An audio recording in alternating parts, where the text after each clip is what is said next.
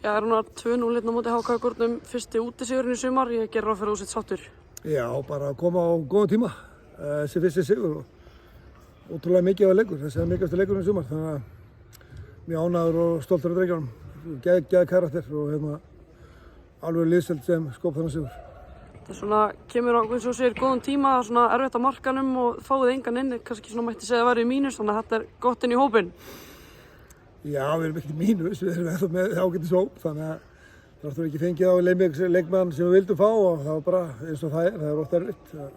En ég er bara hrikalega ánægður með að karakter, þetta styrkir líka hópinn okkar að koma alltaf nýjir af ferskir inn og standa sig. Og þetta er nú með síðasta leik og sem kemur Stefán inn og Daði komið inn, spilaði bara stórt hlutverk núna í lokin fyrir okkur og eftir erfri meiðsli og svona. Þannig að bara ótrúlega mikið fyrir hópinn okkar að þessi strákar og allt liðið er að teka í sumátt. Það lokamark og svona kannski sigurmarkið, það er alvöru Árbæjarmark, svona kannski sýnir að stefnan sem þeir eru með hann í Árbænum er bara virka fínt. Já, menna ekki spurning, við erum alltaf bara með nánast 90% af okkur hópi er Árbæingar og fylkistrákar, þannig að það er ánægilegt að svona gengur upp og stefnan er alltaf góð, hún er það. Spyrja aðeins út í Matthías Præst, hann fer frá ykkur til KR eftir þetta tímabil. Getur þú sagt mér eitthvað frá atburðarásinni í kringum það?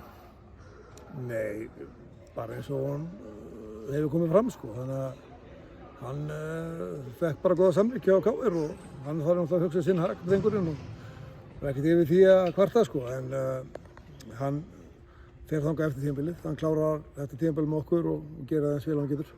Hefðu þið selt hann núna líka með að þið fengið einhvern annan inn í staðinn, til dæmis Ómar Só frá leikni? Nei. Það hefur aldeilis verið á milli talana fólki að hann lét mynda sig í KR treyjunni, hefur þú okkur skoðun á því? Já, það var kannski platað til þess, en hann sér eftir því drengurinn og við bara stöndum með honum, þetta er okkar leikmaður og einn hluti af öflugri liðsheild og hvað hann gerir sín eftir tímabil þegar samningurinn rennur út er ekki okkar mál sko.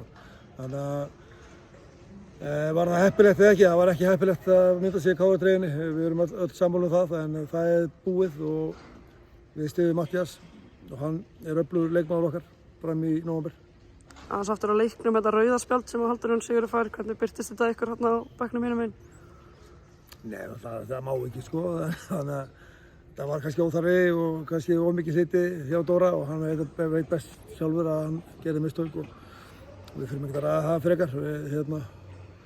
En svona gerist bara í leikjum og svo sem ekki æskilegt í sjálfu sér sko, en það er bara kveikt í okkur og það var ekki að sjá að við höfum verið einu færri í þessu leik. Næstu leikur er FH í lautinni, þeir hljótið að fara brattir inn í þann leik. Já, bara bullandi sjálfstraust og við unnum FH þeirri fyrra og við ætlum að gera það aftur í ár.